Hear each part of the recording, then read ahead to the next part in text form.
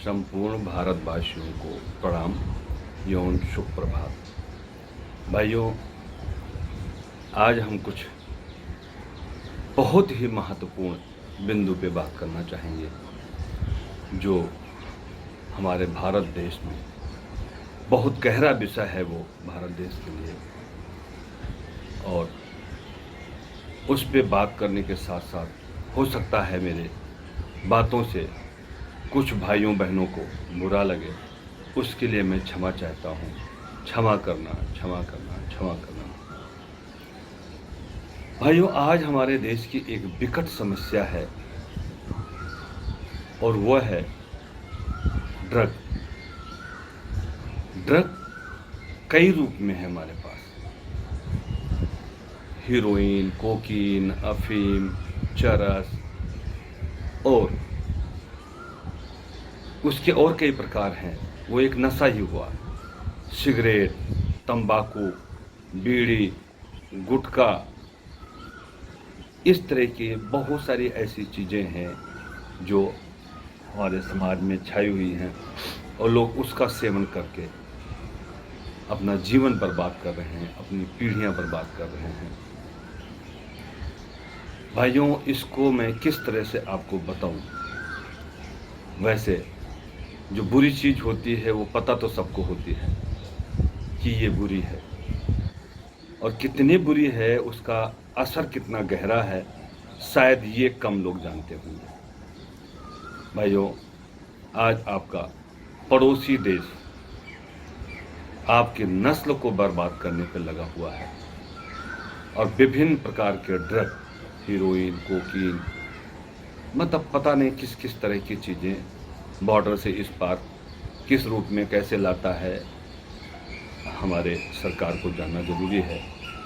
और उसको बंद कराने के लिए जो उपाय हो सके हमारी गवर्नमेंट को, हमारे प्रदेश सरकार को और देश सरकार को, केंद्र सरकार को सोचना चाहिए और उसका दंड का विधान बहुत सख्त कर देना चाहिए। मृत्यु दंड तक देना चाहिए जो ऐसे बिजनेस व्यापार में पकड़ा जाए। क्योंकि एक तो मृत्यु दंड देते हैं, किसी आदमी को कोई मर्डर कर देता है उसको मृत्यु दंड देते हैं, लेकिन ये तो करोड़ों लोगों को मार रहा है, दिन प्रतिदिन मार रहा है, हमारी इकोनॉमी भी कमज़ोर कर रहा है और हमारे जो वीर पुरुष हैं उनकी वीरता को रोक लगा दिया है। भाइयों, अब आप ये देखिए कि जिस परिवार का बच्चा ड्रग लेना शुरू कर दिया है और उसके माता पिता कभी ड्रग का स्वाद तक नहीं चखे हैं, लेकिन वो ऐसी संगति में बैठना शुरू कर दिया है कि वही लड़के जो लड़का नहीं पीता है वो उसको पीने के लिए प्रेरित करते हैं, उस खाने के लिए प्रेरित करते हैं और शुरू में तो फ्री में खिलाते हैं। ये जो ड्रग का नाम ले रहा हूँ, कोकीन, हीरोइन, चरस, ये सब चीज़ें ऐसी हैं जो महंगी हैं, बहुत महंगी है, लेकिन वो उसको अपने टोली में शामिल करने के लिए उनको पहले फ्री में पिलाता है और वो जब बच्चा आदी हो जाता है तो अपने परिवार का क्या, धर्म और धन दोनों की बर्बादी करता है। कुछ ऐसे बच्चे हैं या परिवार के कुछ ऐसे लोग हैं कि उसके इतना बीमारी पाल लेते हैं अपने शरीर में कि उनका शरीर अपने बस में नहीं रह जाता। फिर वो धन भी खर्च करते हैं और धर्म भी, वो अपने परिवार की किसी इज्जत को भी बेच सकते हैं। सो ऐसी बुराइयों से निकालने का कुछ तो उपाय किया जाए। मैं तो अपनी वाणी से उन सारे माता पिता और उन बच्चों से प्रार्थना करता हूँ कि प्लीज़ आप इससे बाहर आइए। और मैं अगर उदाहरण दूँ भाइयों, तो इस समाज में हमेशा अच्छाई और बुराई, गुण अवगुण, हानि लाभ, ये बहुत सारे ऐसी चीज़, हर चीज़ के दो पहलू होते हैं। आप मुझे बताइए भाइयों कि आप अच्छे लोगों का पक्ष लेना चाहेंगे या बुरे लोगों का, राक्षस का पक्ष लेना चाहेंगे या देवताओं का। अब आप कहें कि राक्षस का पक्ष नहीं लेंगे हम। अगर आप नहीं लेते हैं तो सबसे पहले राक्षस और देवता आपके समाज में ही हैं। आप वो जो रामायण में या किसी और ऐसे काव्य में या किसी ऐसे सीरियल में अगर दिखाया गया हो कि राक्षस 2 सींग होती थी, बड़े बड़े दांत होते, बड़े बड़े बाल होते थे, ऐसा कभी नहीं हुआ है। मनुष्य जो है ऐसा रूप कभी नहीं पाया है। शुरुआत से मनुष्य मनुष्य ही था, लेकिन हाँ, आप बड़े बड़े बाल बढ़ा लें, अपने आप को राक्षस कहना शुरू कर दें और राक्षस जैसा कार्य करना शुरू कर दें। भाइयों, है तो मनुष्य ही, बट अगर कार्य राक्षस का करेंगे तो आप देवताओं के टोली में तो रहने लायक है नहीं, और देवता और दैत्य दोनों होते हैं। भाइयों, क्या आपसे पूछा जाए कि आप जिस देश में रहते हैं, इस देश का कार्यभार संभालने वाला ऐसा व्यक्ति हो जो दारूबाज हो, वेश्यावृत्ति करने वाला हो, और उसको इस देश की मेन जगह पे इस देश को चलाने के लिए जिम्मेदारी दे दीजिए, तो वो क्या करेगा? और ऐसा किया है। उनके किए हुए कुकृत्यों को आज भी भुगत रहे हैं। एक एक बीमारी वो दूर कर रहे हैं, लेकिन बहुत सारी बीमारियां पाल गए हैं। ऐसे लोग भी इस स्थान पे बैठे हैं, मैं उसका जिक्र नहीं करना चाहूँगा। मेरा मकसद वही है कि इस बीमारी को, ये जो हमारे समाज में जो नशा की बीमारी है, भाइयों मैं आपको बताऊं तो काफ़ी लोग इस नशा, अब खान पर मैं कहता हूँ राक्षस और देव, मैं इस प्रकरण पे चल रहा हूँ। कैसे लगाएंगे कि ये राक्षस है और ये देवकुल से है, या ये अच्छे वर्ग को अपना रहा है, ये बुरे वर्ग को अपना रहा है। अच्छा है बुराई क्या? खान पान से ही, खान पान और उसके कुकृत्यों से, उसके कार्यों से आप समझ जाएंगे कि ये 2 वर्गों में अगर बांटा जाए तो उसको किस वर्ग में रखा जाए। सबसे पहला तो आप देखिए, अगर वह इंसान क्या खाता है, एक पक्षी को नोच नोच के खाता हो, कच्चा मांस खाता हो, पका हुआ मांस खाता हो, दारू पीता हो, ड्रग लेता हो, व्यभिचार करता हो, किसी को देखिए, जब ये दारू, ड्रग और ये सारी चीज़ें जब इंसान लेना शुरू कर देता है तो वो अपने आपा से बाहर भी हो जाता है। कई बार वो कहता नहीं ठीक है, ये हम लेते हैं थोड़ा अपना माइंड फ्रेश करने के लिए, माइंड फ्रेश नहीं होता, वो फिर आपकी आदत बन जाती है, वो बुराई बन जाती है, और उसके बसीभूत हो करके आप एक अच्छे इंसान की बजाय बुरे इंसानों में अपने आप को ले जाते हैं। तो वो 2 वर्ग अपने आप बढ़ जाता है। भगवान श्री कृष्ण ने भी 4 वर्गों में 4 वर्गीकरण किया था, ब्राह्मण, क्षत्रिय, वैश्य, शूद्र। वो कैसे किया था? वो खान पान, आपके ज्ञान, आपके अंदर कौन से तत्व है, सतगुण, तमोगुण, रजोगुण, कौन सा गुण है, और आपका कार्य कैसा है, तो इस तरह से उन्होंने 4 भागों में हमें बांटा था। खैर, मैं कहता हूं आपको अगर आज बांटना हो कि चलिए 2 ही वर्ग बांट देते हैं, राक्षस कुल और देवकुल। आप किसी भी कुल में पैदा हुए, अगर आप कार्य अच्छा करते हैं तो देवकुल में आ जाएंगे, चाहे वो किसी भी वर्ग से हो। ऐसे कितने ऋषि मुनि हुए हैं। अगर उदाहरण लें तो वाल्मीकि जी पहले कैसे, क्या थे? एक लुटेरे थे, लेकिन जब उनको ज्ञान हुआ तो कहने का मतलब है कि अगर बुराई आपके अंदर आ भी गई किसी तरह से और वापस आप उस बुराई को छोड़ देते हैं तो आप देव वर्ग में आ जाएंगे। और आज आपका, अगर आज आपके देश का कार्यभार एक ऐसे बंदूक, ऐसे इंसान के हाथ में दिया गया है जो सद्गुणों का स्वामी है, अच्छे गुणों का स्वामी है, तो आपके देश को किधर ले जाएगा? वो 24 घंटे अपने देश को, अपने समाज को अच्छाइयों की तरफ ले जाएगा। लेकिन जो ऐसे वर्ग के लोग हैं, राक्षसी प्रवृत्ति के लोग हैं, वो हमेशा उसकी बुराइयों को ढूंढेंगे। वो कितना भी अच्छा कर ले, लेकिन उसकी बुराई ढूंढे। एक शब्द भी कोई बोल दिया तो उसकी अच्छाई, उस शब्द का मतलब नहीं निकाल, बुरा मतलब जरूर निकालेंगे। मेरा कहने का मतलब भाइयों, हमें अपने बच्चों को, अपने नौनिहालों को इस बुराई से दूर कैसे रखना है। देखिए, वो संक्रमण जो है ऐसा नहीं है जैसे अभी 2 युवा युवती शादी ब्याह कर लेते हैं, दोनों उस बीमारी से ग्रस्त होते हैं, ड्रग ले रहे हों, दारू पी रहे हों, मांसाहार कर रहे हों, सारी बुराइयां हों, और वो अपने बच्चे को जो जन्म देना चाहते हैं, वो कहने मेरा बच्चा सबसे सुंदर हो, सबसे अच्छा हो, स्वभाव अच्छा हो। तो क्या आपका, आपके शरीर, देखिए वीर्य क्या होता है, शुक्राणु जो देख भी नहीं सकते ऐसा होता है, लेकिन वो माँ बाप के जरिए एक माता के गर्भ में वो शुक्राणु और उनके अंडे मिल के एक इंसान को जन्म देते हैं। और कैसा, जैसे उसका बाप की शकल सूरत होगी, माँ के जो गुण होंगे, पिता के जो गुण हो, उसको लेके पैदा होता है। अब आपके उस दौरान जैसा आपका गुण है, जैसा आपका उस शुक्राणु में जो आपके मिश्रित है, वैसे ही बच्चा पैदा होगा। सो भाइयों, सबसे पहले देखिए कि आपको क्या खाना है, क्या पीना है। इस समाज में सारी चीजें अच्छी और बुरी बताई गई हैं।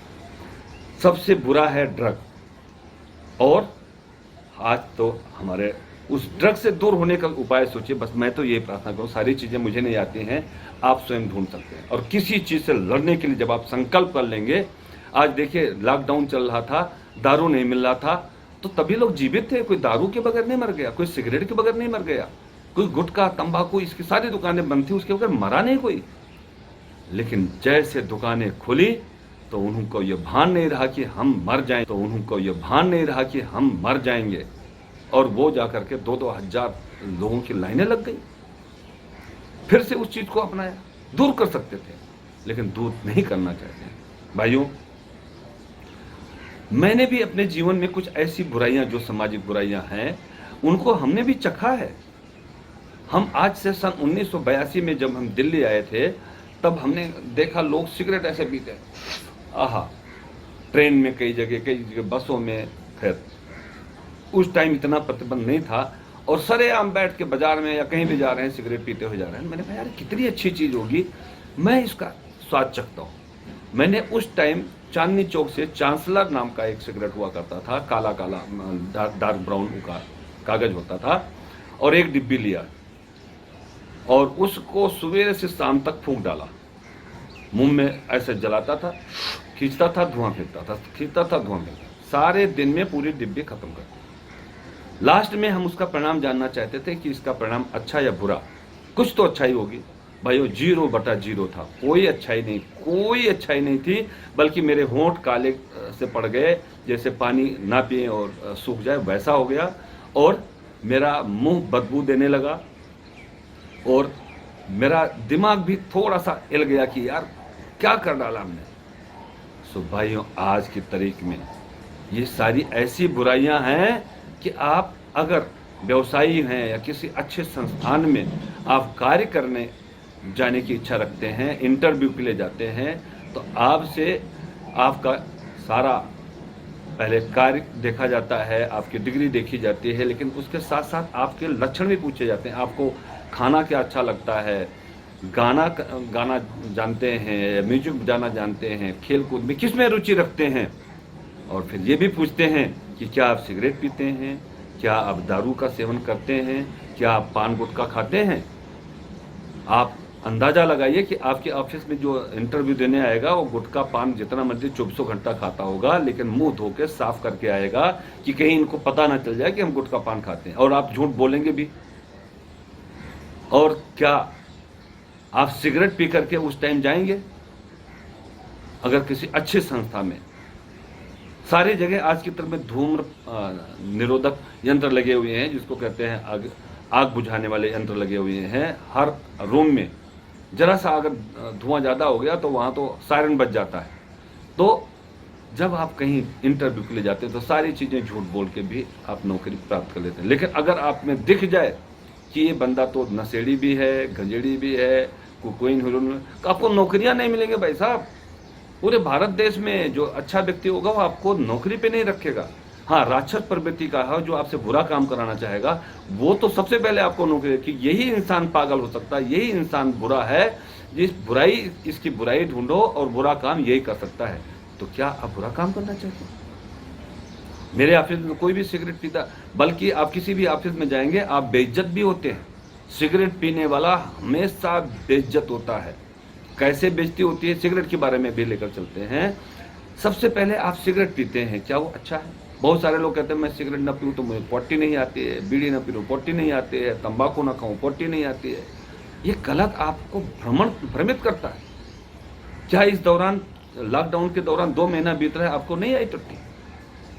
लेकिन नहीं, आप आदी हो गए हैं, आप उसके बसीबूत हो गए हैं, आप उसको छोड़ना नहीं चाहते।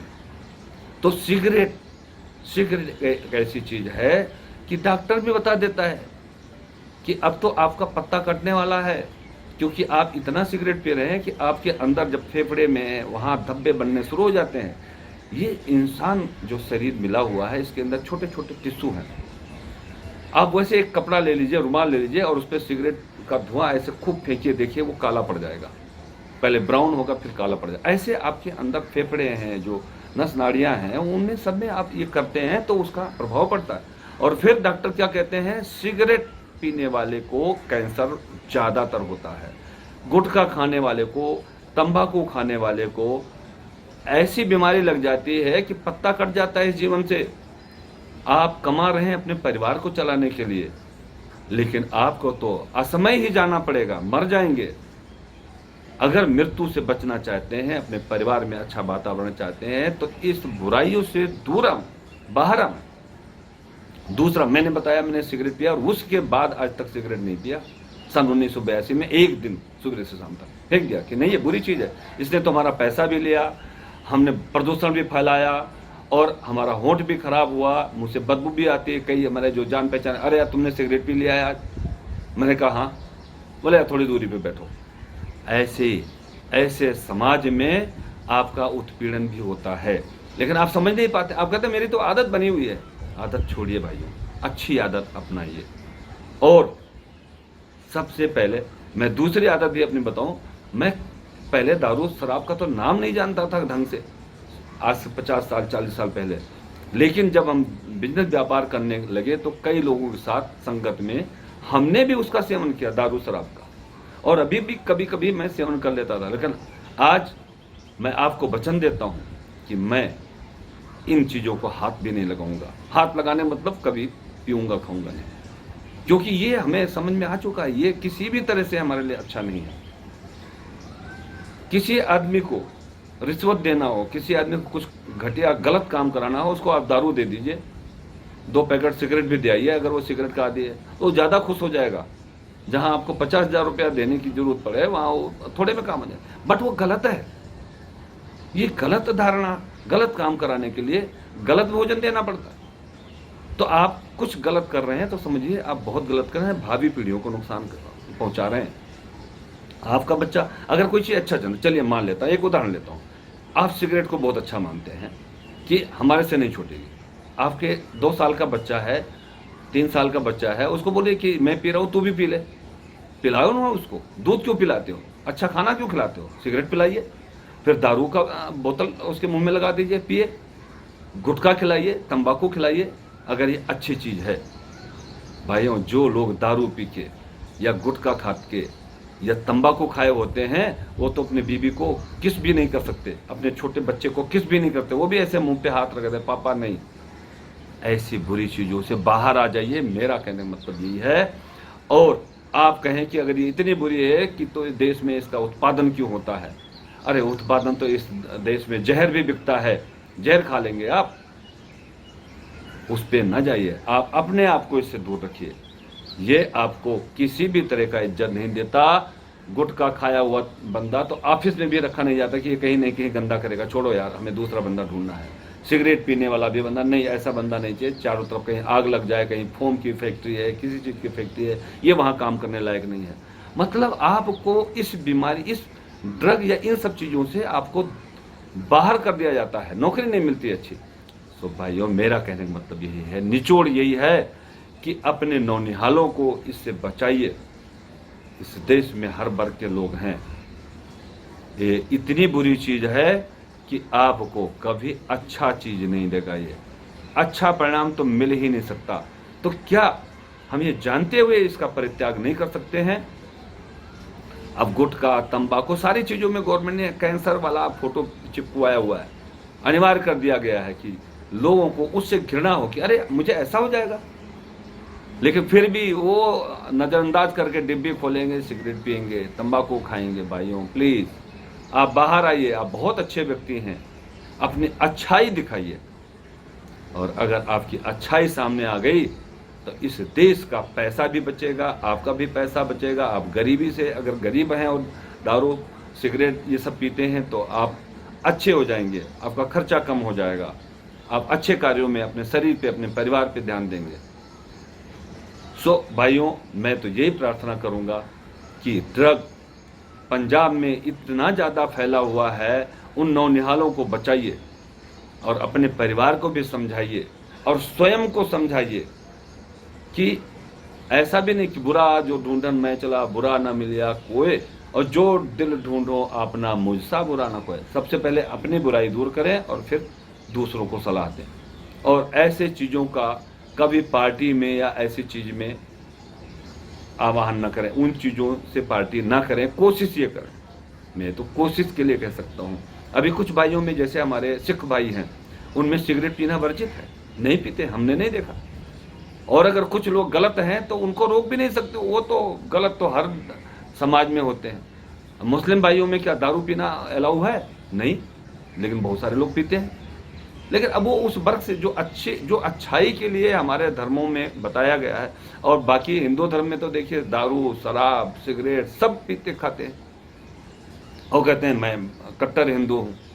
अगर कट्टर हिंदू हैं तो उस हिंदुत्व को लाइए सामने, उस अच्छी चीज़ों का सेवन कीजिए जिससे आप अच्छे समाज का निर्माण कर सकेंगे। और वो समय आ चुका है, आपका देश विश्व गुरु दोबारा से बनने जा रहा है, उन्नति के शिखर पे जा रहा है। क्योंकि अब जो आपके इस देश को चलाने के लिए जिसको जिम्मेदारी दी गई है वो बहुत ही अच्छा व्यक्ति है। मेरे निगाहों में तो है भाइयों, आप लोगों को निगाहों में मैं नहीं कह सकता, सबका अलग अलग धारणा होता है।